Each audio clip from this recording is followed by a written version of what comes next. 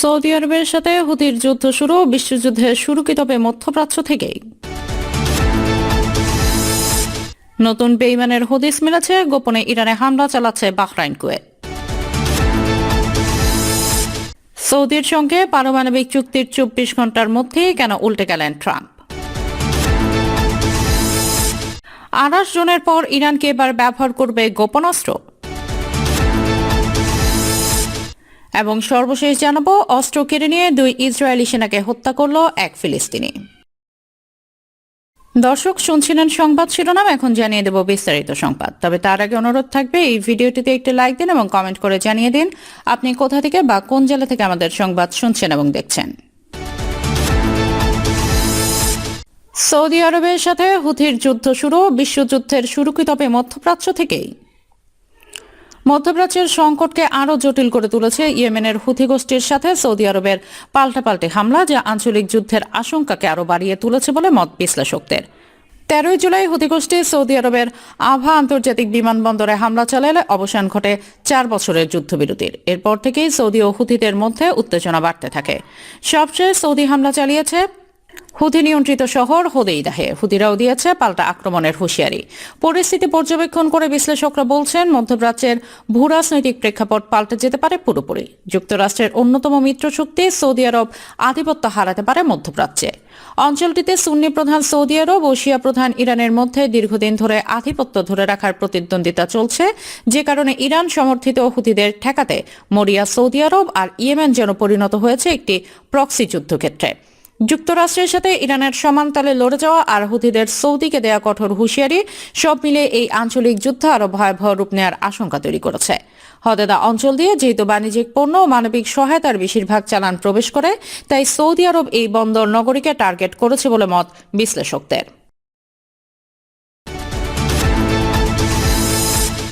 নতুন বেইমানের হদিস মিলেছে, গোপনে ইরানে হামলা চালাচ্ছে বাহরাইন কুয়েত। মধ্যপ্রাচ্যের রাজনীতিতে এক নাটকীয় মোড় নিয়েছে বর্তমান পরিস্থিতি, যা পুরো অঞ্চলকে ঠেলে দিয়েছে এক চরম অনিশ্চয়তার মুখে। সাম্প্রতিক এক চাঞ্চল্যকর তথ্যে জানা গেছে, ইরানের ভেতরে গোপনে যুদ্ধবিমান পাঠিয়ে সরাসরি হামলা চালিয়েছে বাহরাইন ও কুয়েত। তেহরানের উপর এই দেশ দুটির এটি প্রথম সরাসরি পাল্টা সামরিক আঘাত। চলতি মাসের শুরুর দিকে চালানো এই আতঙ্ক বিমান হামলায় মূলত ইরানের ড্রোন ও ক্ষেপণাস্ত্র মজুতের ডিপোসহ বেশ কয়েকটি গুরুত্বপূর্ণ সামরিক ঘাঁটিকে লক্ষ্যবস্তু করা হয়। পারস্য উপসাগরেও এই দেশগুলোর সীমিত সামরিক সক্ষমতা থাকলেও এই সামরিক পর্দার আড়ালে এক কৌশলগত ও শক্তিশালী ভূমিকা পালন করেছে সংযুক্ত আরব আমিরাত। যুদ্ধের শুরু থেকেই আমিরাত ইরানে একাধিক হামলা চালিয়ে আসছিল এবং এবার তারা লক্ষ্যবস্তুর গোপন গোয়েন্দা তথ্য সরবরাহের পাশাপাশি আক্রমণকারী যুদ্ধ বিমানগুলোকে আকাশপথে শক্তিশালী প্রতিরক্ষামূলক সুরক্ষা দিয়েছে। যুক্তরাষ্ট্রের সামরিক পদক্ষেপের সরাসরি প্রতিক্রিয়ায় গত কয়েক সপ্তাহ ধরে বাহরাইন ও কুয়েতকে লক্ষ্য করে একের পর এক হামলা চালিয়ে আসছিল ইরান। ছোট আকারের বিমান বাহিনী এবং নিজেদের ভূখণ্ডে মার্কিন ঘাঁটি থাকায় এই দুই দেশকে চড়া মূল্য পরিশোধ করতে হচ্ছে। হরমুজ প্রণালী উন্মুক্ত রাখা এবং আকস্মিক উত্তেজনা কমানোর পক্ষে অবস্থান নিরাও কুয়েত ও বাহরাইনের ইরানি হামলার তীব্র নিন্দা জানিয়েছে সংযুক্ত আরব আমিরাত। তারা পরিষ্কার জানিয়ে দিয়েছে যে বন্ধুভাবাপন্ন এই দুই দেশের যে কোনো নিরাপত্তা সংকট ও স্থিতিশীলতা রক্ষায় তারা সব ধরনের সহযোগিতা অব্যাহত রাখবে।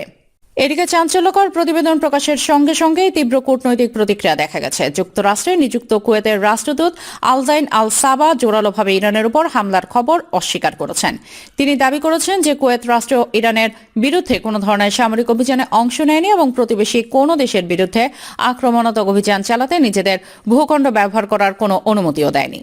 অন্যদিকে এই পুরো বিষয়ে বাহরাইন সরকারের পক্ষ থেকে আনুষ্ঠানিক কোনো মন্তব্য বা প্রতিক্রিয়া পাওয়া যায়নি। পুরো উপসাগরীয় অঞ্চলের সরকারগুলো এখন এক চরম উভয় সংকটের মুখে দিন কাটাচ্ছে।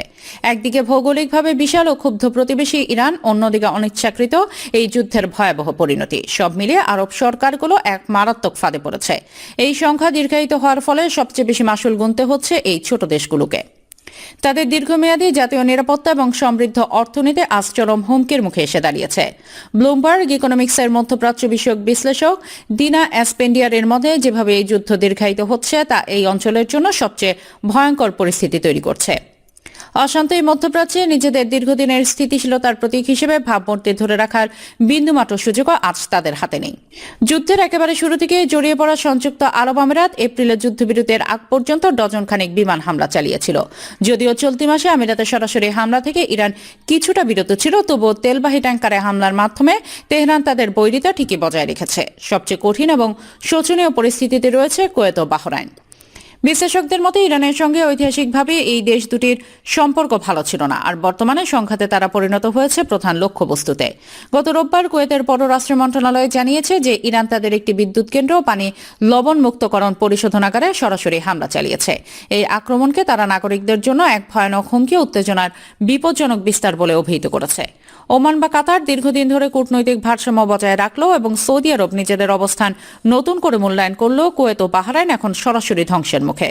সংঘাত এখন পঞ্চম মাসে গড়িয়েছে, কিন্তু কোনো পক্ষের পিছু হটার বা লক্ষ্য অর্জনের কোনো লক্ষ্য নেই। হরমুজ প্রণালী কার্যত অবরুদ্ধ থাকায় উপসাগরীয় অঞ্চলের তেল রপ্তানি আজ পঙ্গু হয়ে পড়েছে। সৌদির সঙ্গে পারমাণবিক চুক্তির 24 ঘন্টার মধ্যে কেন উল্টে গেলেন ট্রাম্প?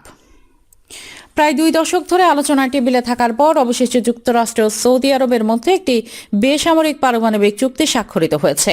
গত বুধবার ওয়াশিংটনে যুক্তরাষ্ট্রের জ্বালানি মন্ত্রণালয়ের সদর দপ্তরে এই উপলক্ষে এক অনুষ্ঠানের আয়োজন করা হয়েছিল।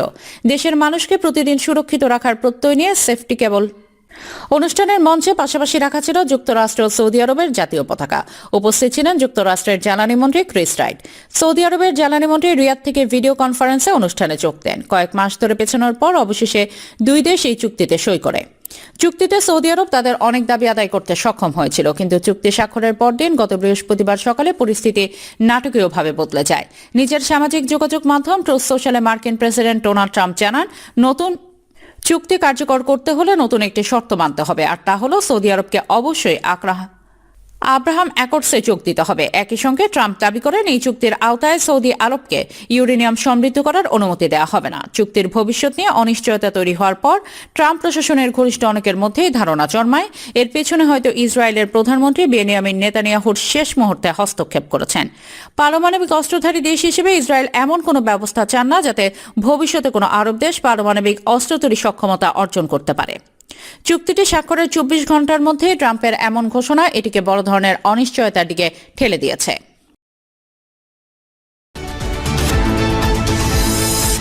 আড়াই জনের পর ইরানকে এবার ব্যবহার করবে গোপন অস্ত্র। ইরানের সামরিক সক্ষমতা আরও একবার টের পেল যুক্তরাষ্ট্র। ইরানের 28 জনের আঘাতে কেঁপে উঠল মার্কিন ঘাঁটি। ইরানের অপারেশন থান্ডার বোল্টের 24 ও 25তম ধাপে কাতার, কুয়েত, বাহরাইন এবং জর্ডানে আত্মঘাতী ড্রোন দিয়ে ভয়াবহ হামলার কথা জানিয়েছে ইরানের সেনাবাহিনী। মার্কিন ঘাঁটিতে ইরানের আত্মঘাতী ড্রোন দিয়ে একের পর এক হামলা কি মধ্যপ্রাচ্যে যুক্তরাষ্ট্রের অস্তিত্বকে ঝুঁকির মুখে ফেলে দেবে? সম্প্রতি প্রতিশোধমূলক হামলার অংশ হিসেবে মধ্যপ্রাচ্যের দেশ কাতার, কুয়েত, বাহরাইন এবং জর্ডানে অবস্থিত মার্কিন সামরিক ঘাঁটিতে ভয়াবহ ড্রোন হামলার কথা জানিয়েছে ইরানের সেনাবাহিনী। এই হামলায় আত্মঘাতী ড্রোন ব্যবহারের কথা জানানো হয়। যুক্তরাষ্ট্রের আগ্রাসী কার্যকলাপের জবাবে এই হামলা চালানো হয় বলে জানায় ইরান। ইরানের সংবাদ মাধ্যম মেহের নিউজ এজেন্সি এই খবরটি নিশ্চিত করেছে। ইরানের সেনাবাহিনী জানায় অপারেশন থান্ডার বোল্টের 25তম ধাপে আত্মঘাতী ড্রোন দিয়ে কাতারের দোহা ক্যাম্পে মার্কিন সামরিক কর্মীদের অবস্থান, আরিফজান ক্যাম্পে মার্কিন বাহিনীর অবস্থান এবং কুয়েতের ক্যাম্প উদাইতে অবস্থিত মার্কিন বাহিনীর সরঞ্জাম গোদামে হামলা চালানো হয়েছে। ইরানের সেনাবাহিনী আরও জানিয়েছে যে ইরানে মার্কিন আগ্রাসনের জবাবে এই ড্রোন অভিযান চালানো হয়েছে। একই সাথে যুক্তরাষ্ট্রের যে কোনো আগ্রাসী কার্যকলাপের জবাবে ধারাবাহিকভাবে উচ্চ ক্ষমতা সম্পন্ন ড্রোন ও ক্ষেপণাস্ত্র অভিযান অব্যাহত থাকবে। অর্থাৎ ইরান যে গোপনাস্ত্রের কথা বলে আসছিল দীর্ঘদিন ধরে ধারাবাহিকভাবে সেগুলো ব্যবহারের বিষয়ে শত্রুদেরকে সতর্ক করে দিল। ইরানের সেনাবাহিনী আরও সতর্ক করে বলেছে, শত্রুদের যে কোনো বেপরোয়া দুঃসাহসিক অভিযান বা নতুন কোনো রণাঙ্গন খোলা তাদের কৌশলগত ভুলের পুনরাবৃত্তি ঘটাবে, যা আগ্রাসনকারীদের জন্য আরও অপমানজনক এবং ইরানের জন্য বৃহত্তর শক্তি ও মর্যাদা বয়ে আনবে। মার্কিন প্রেসিডেন্ট ডোনাল্ড ট্রাম্পের সাম্প্রতিক হুমকির বিষয়েও ইরান কঠোর বার্তা দিয়েছে। ইরানের প্রতিটি মার্কিন হামলার জবাব হবে অত্যন্ত কঠোর। একই সাথে মার্কিন হুমকি ইরানের জনগণ ও সশস্ত্র বাহিনীর সংকল্প ও দৃঢ়তাকে আরও শক্তিশালী করবে বলেও জানিয়ে দেওয়া হয়। এর আগে অপারেশন থান্ডার বোল্টের 24তম ধাপে আত্মঘাতী ড্রোন দিয়ে বাহরাইন ও জর্ডানে মার্কিন অবস্থানগুলোতেও হামলা চালানোর কথা জানায় ইরানের সেনাবাহিনী।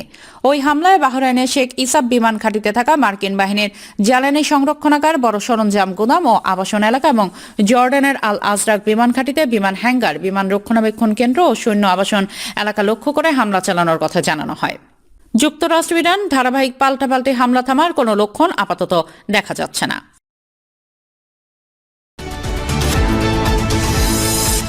অস্ত্র কেড়ে নিয়ে 2 ইসরায়েলি সেনাকে হত্যা করল এক ফিলিস্তিনি। ফিলিস্তিনের অধিকৃত পশ্চিম তীরের তেল গ্রামে ইসরায়েলের অবৈধ বসতি স্থাপনকারীদের গুলিতে 4 ফিলিস্তিনি নিহত হয়েছেন। এ ঘটনার পরপরই এক ফিলিস্তিনি ইসরায়েলি বসতি স্থাপনকারীদের কাছ থেকে অস্ত্র ছিনিয়ে নিয়ে 2 সেনাকে হত্যা করে। এই সংঘাতের পর শুক্রবার রাতভর সমগ্র পশ্চিম তীর জুড়ে ব্যাপক তাণ্ডব অভিযান চালিয়েছে ইসরায়েলি সেনাবাহিনী। অভিযানের নামে বিভিন্ন এলাকা থেকে 70 জনেরও বেশি ফিলিস্তিনিকে আটক করা হয়েছে। এছাড়া জিজ্ঞাসাবাদের অজুহাতে আরও কয়েকশো সাধারণ মানুষকে চরম হেনস্থা করা হয়েছে বলে জানা গেছে। ইসরায়েলি সামরিক বাহিনীর দাবি, তারা যাদের আটক করেছে তারা সবাই আন্তর্জাতিকভাবে কিংবা স্থানীয়ভাবে ওয়ান্টেড ছিল এবং ফিলিস্তিন ভিত্তিক সশস্ত্র গোষ্ঠী হামাস সহ অন্যান্য স্বাধীনতাকামী সংগঠনের সঙ্গে তাদের প্রত্যক্ষ সংযোগ রয়েছে। সেনাবাহিনী আরও নিশ্চিত করেছে যে তেলগ্রামে অবৈধ সেটেলারদের রক্তক্ষয়ী ঘটনার পর সেখান থেকে 11 জন ফিলিস্তিনিকে গ্রেপ্তার করা হয় এবং প্রায় 80 জনের বেশি মানুষকে ধরে এনে জিজ্ঞাসাবাদ করা হয়। অন্যদিকে পশ্চিম তীরের জেনিন এলাকায় প্রায় 300টিরও বেশি স্থান বা সাইটে একযোগে অভিযান চালায় ইসরায়েলি সেনা সদস্যরা।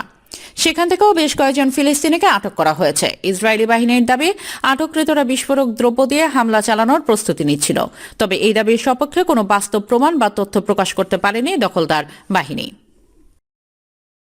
দর্শক, এই ছিল আমাদের হাতে পাওয়া সর্বশেষ সংবাদ। পরবর্তী সংবাদ দেখার আমন্ত্রণ জানিয়ে এখানে বিদায় নিচ্ছি। সবাই ভালো থাকবেন, সুস্থ থাকবেন। আল্লাহ হাফেজ।